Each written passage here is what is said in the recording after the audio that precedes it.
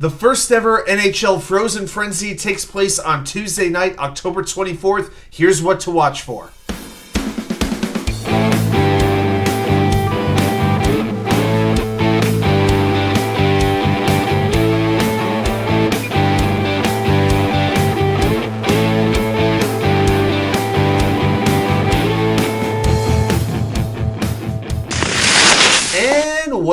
Well, welcome back to New York Sports WickerMedia. I'm WA2K99. Thank you, as always, for taking the time to watch these videos. Reminder, we go live every Wednesday night at 10 p.m. for the Wednesday Night Live show. Jets versus Giants this week. This is as big as it gets for New York football, so I am super excited to break down that game. So come on over Wednesday night at 10 p.m. But this video, we're going to talk a little NHL, the National Hockey League. So the NHL is trying a new concept on Tuesday night, October 24th, called the Frozen Frenzy. Now, this is going to be really cool. So there's going to be 16 games. All 32 teams are in action.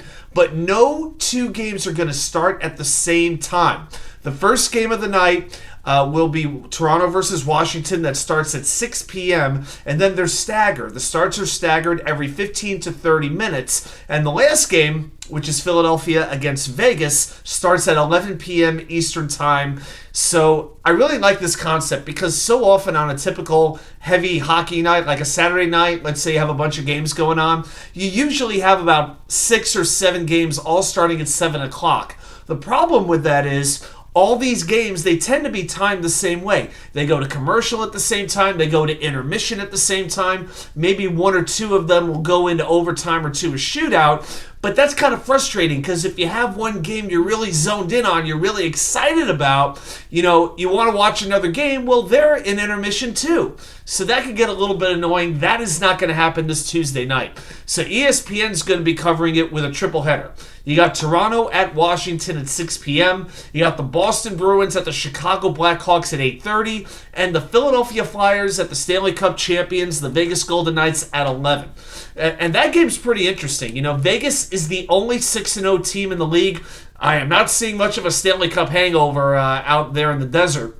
And Philadelphia, they're 3-1-1. They're actually in first place in the Metro Division. Kind of a surprising start. On the local side, we've got the Devils at Montreal at 7:15. You've got Colorado at the Islanders at 8 o'clock. And you've got the New York Rangers at the Calgary Flames at 9:45. So the Metro teams are all really, really staggered. But I wanted to give you my 3 games outside of the metro area games that I'm going to be watching really closely in particular. So to me, definitely Carolina at Tampa Bay at 7 p.m. Two powers of the Eastern Conference, former division rivals. Carolina has scored 28 goals this season. That's the second most in the league, behind only the Detroit Red Wings. Not a lot of people saw Detroit. A lot of people thought Detroit might take a little jump in terms of their talent. Well, their offense is buzzing right now. They're looking good. And then, Tampa Bay always in the mix. Made a couple Stanley Cup finals in a row. Then the second game for me is Dallas at Pittsburgh. Now, the Stars have played only 4 games, but they are unbeaten. They're 3-0-1. One of the best teams in the Western Conference. Pittsburgh has lost 2 straight, but they're still coming in with the star power with Sidney Crosby, with Evgeny Malkin, Jake Gensel, and Erik Karlsson.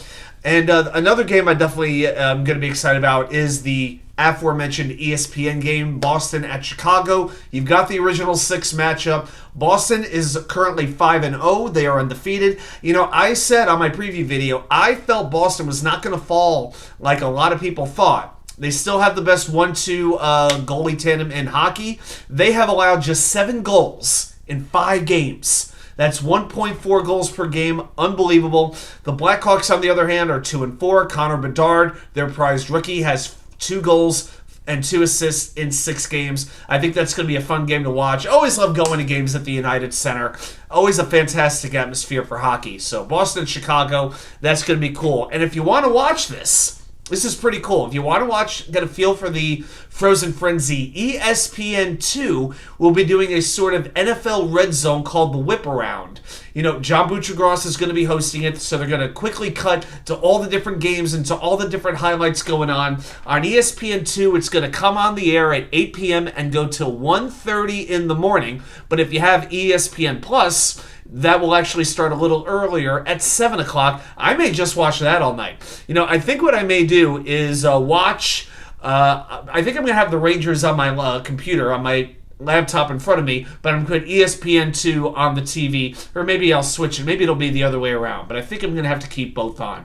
Now, the thing that could conflict with this is if Arizona goes on to win Game 6 against Philadelphia, and as I'm recording this as of this minute, they're up 4-1. They extend that NLCS to Game 7. I hope they do. That's going to take a little bit of attention away. And also, the NBA opens up tomorrow night with 2 Western Conference games. If you're into Lakers at Nuggets, great. I don't think I'm exactly going to be tuned in for that. I'll be watching hockey. Well, I am really excited about the Frozen Four. Hey, will you be watching hockey on Tuesday night? Let me know. What game will you be paying attention to? Thanks, everybody, for watching, and I'll see you right back here with more content from you know where. The Wicker Chair.